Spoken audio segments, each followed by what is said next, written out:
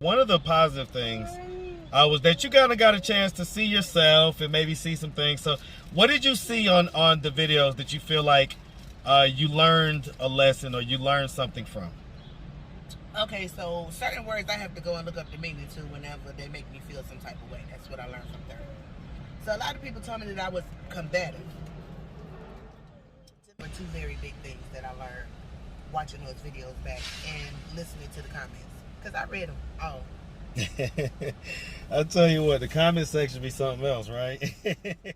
Last time you was here, when you had to stay a night, I think you'd ended up just kind of being out on the street, right? Homeless people park. What's up, Woodruff Park? How y'all feeling out there? Yeah, so we didn't want that to be the case this time, right? Especially you got a little fella with you.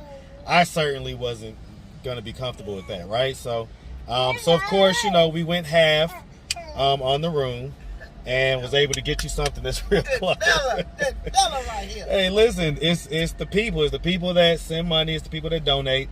These are the type of things. I know I don't show it all the time. What's up, YouTube? I have the best trainer in Atlanta and possibly the world. Hit him up on Instagram at Katie with the Muscle. Now back to the content. You just want to wipe this snot on my face? What's up, YouTube? Atlanta Street Interviews. Out here with the update. So guys, the last time y'all saw her, she was man, she was going toe to toe with me.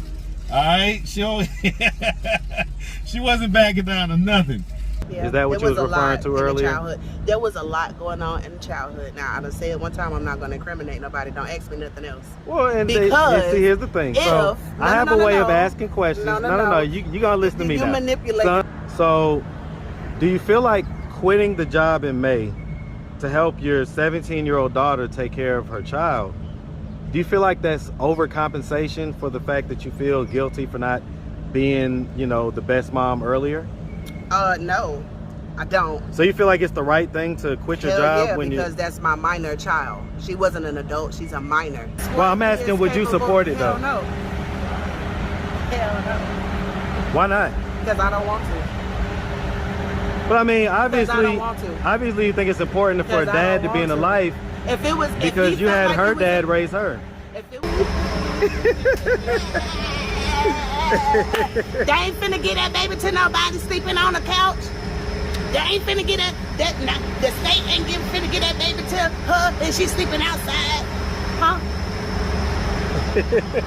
As far as the interview goes, right? Mm-hmm. So when we was talking during the interview, you know, at that present moment, you was kind of just sleeping outside. Right. Did anything happen as a result of the interview? A whole lot of stuff happened as a result of the interview, and I want to thank each and every last one of y'all for every monetary donation that was made, every word of encouragement, every prayer. I want to thank you all for that. I don't know if it's necessary for me to say, but y'all helped me get a room, helped me pay for the bus ticket. Hey man, shout out to them Atlanta Street Interview viewers, viewers, all of y'all, the ones that like me and the ones that don't. And I ain't mad at it. So, how you doing? You back in town? Back in town, doing well. Thank you for asking. Here because today was Kayla's final court date. She has been released. She got some, you know, probation and stuff like that, but she should be released today or in the morning, and that's why I'm here. Okay. And so, man, it's been a while. Yeah. So she served a little bit of time. Yeah. And remind us, what was that for again? Okay, so she hit the baby daddy with a car because they was fighting. Yeah, that's what had happened. That's the gist of it. And the baby was in the car when all of this was going down, so, you know, charges was a little bit heavy. Yeah, child endangerment and all type of stuff, yeah. So remember the last time I was here, I was coming to get my baby. Yep. You know what I'm saying? And so that's this little fella right here. Right. Okay. Say hey, JoJo. Say hey. So how is everything been with just you and JoJo up there? Oh my gosh. So it's me, JoJo, and London. I have a younger daughter. Those of you that watch my channel know that. And just for the three of us, it's been a struggle. It's been hard. Like, hats off to all of you young mothers that don't have no vehicle and no support and got to ride the bus and stuff like that, because I want to cry. Every time I got to leave the house and take him and we have to get on the bus, I want to cry. Hats off to y'all. And I don't even know how I did it when I was younger, but this stuff out here is hard. It's hard. Peppers are high. Formula is high. know what I'm saying? It's hard out here. Hard out here for. Wait, that's gonna be your copyright. No, you're fine. You're fine. Okay. So, okay. And so, yeah, I mean, that's a pretty dramatic change for you because basically, I guess just one day, you know, your daughter was taking care of him and they had their little situation going on, and then boom, all of a sudden, you had to come down here, get him. That's like a whole change up in life. I'm talking about a screeching halt. So, as far as like, did you ever like, was you ever able to get any type of employment or anything like that going on? Or? Definitely working. Okay, so. Definitely working. I work during the day. He and London are home during the night. And that's how we rock. Not working a whole lot, just something part-time because I still have to be there for the family right now. But all of that changes tomorrow. Tomorrow? Yes. So, I mean, and she's going to be out. I'm sure she's going to be happy to, be out and be able to take care of her baby. But do you think maybe you should like ease her into it a little bit, Like not just take off right away, kind of, maybe take a week or so and let it kind of, let it, like I say, let it blend in a little more. I'm just gonna say that's a great idea, YouTube man. That's what I'm saying. That's a great idea. However, like you said, one day he was his, and then one day he was mine. So it didn't get to blend with you. So, but you the mama though, right? So you got to kind of, we got to kind of do things how we would hopefully want things to be done, not necessarily do it like just the same way it was done us, right? Well, this is true, and I'm gonna be in the house, but I'm gonna be disconnected now. Because listen, the house don't run. If happy mom, happy life. Okay? When mom needs a minute, you give her the minute that she needs. No doubt. Listen. I'm 100% advocating for you getting your time. I just back to Baltimore, Maryland.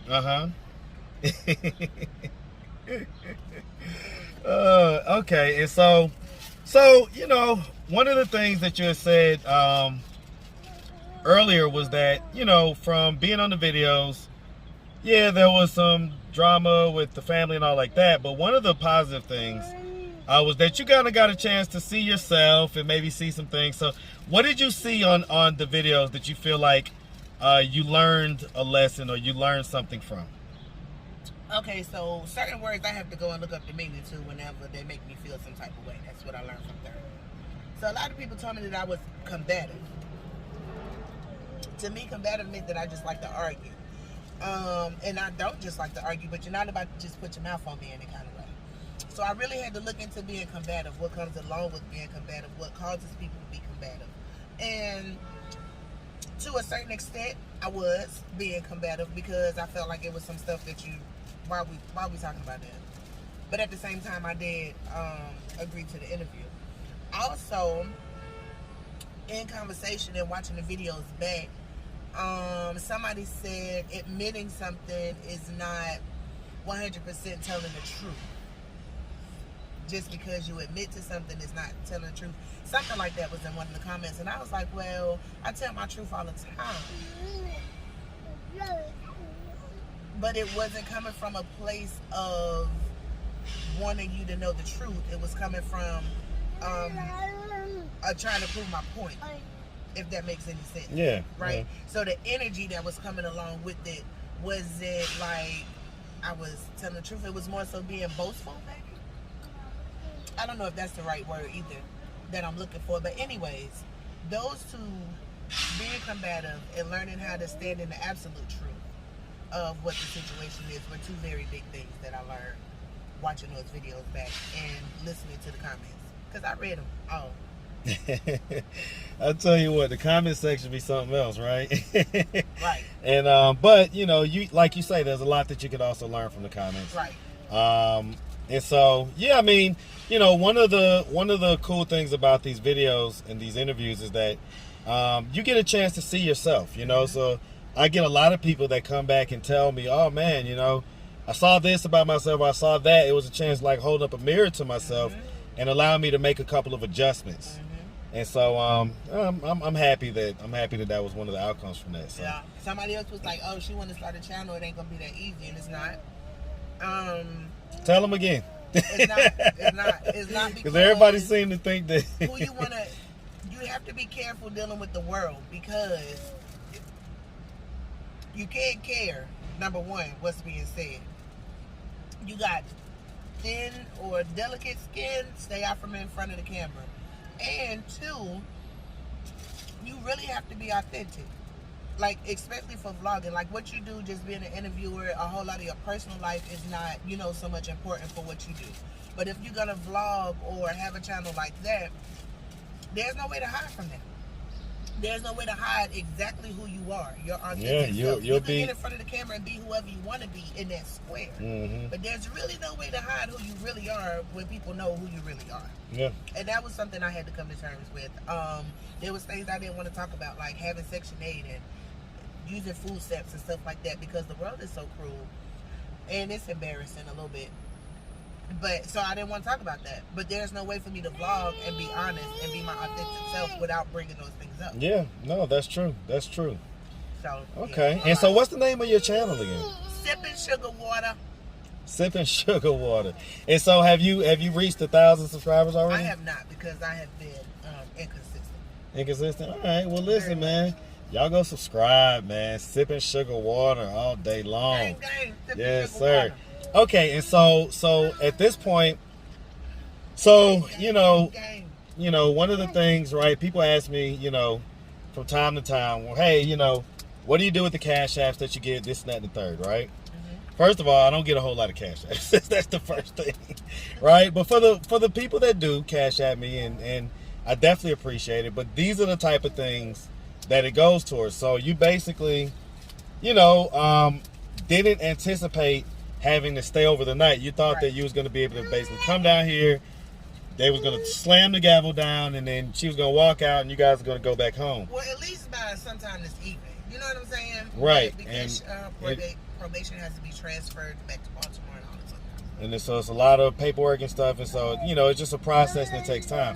So you're having to stay a night. And last time you was here, when you had to stay a night, I think you'd ended up just kind of being out on the street, right? Thomas People Park. What's up, Woodruff Park? How y'all feeling out there? Yeah, so we didn't want that to be the case this time, right? Especially you got a little fella with you. I certainly wasn't going to be comfortable with that, right? So of course, we went half on the room and was able to get you something that's real close. Good fella right here. Hey, listen, it's the people. It's the people that send money. It's the people that donate. These are the type of things. I know I don't show it all the time. But I'm going to start showing this stuff a little more often because, hey, y'all ain't about to keep on throwing dirt on my name, you know what I'm saying? Especially. You too. Hey, listen, let me tell you something. I ain't even going to go into the half of it. But the bottom line is that, okay, so you're going to be staying the night, and you're going to be basically hoping to get her either tonight or tomorrow. Yep. Okay. They told me no later than tomorrow. All right. Well, listen. We're really happy that, this is all kind of coming to a conclusion as far as this particular chapter. And so we hopefully everything just finishes up tomorrow, and you're gonna be rocking and rolling. And you didn't want to do the interview because your hair and all that stuff. I look a mess. You didn't want people to be seeing you, right? I was looking a mess. But so you're gonna wait. We're gonna do a follow up, and you're not gonna be looking a mess. And so we'll see if we can do that tomorrow when you have your daughter and everything else. All right. That sounds great. All right. Well, listen, we really appreciate you. Say bye-bye. Say bye-bye. I love it. All right, man.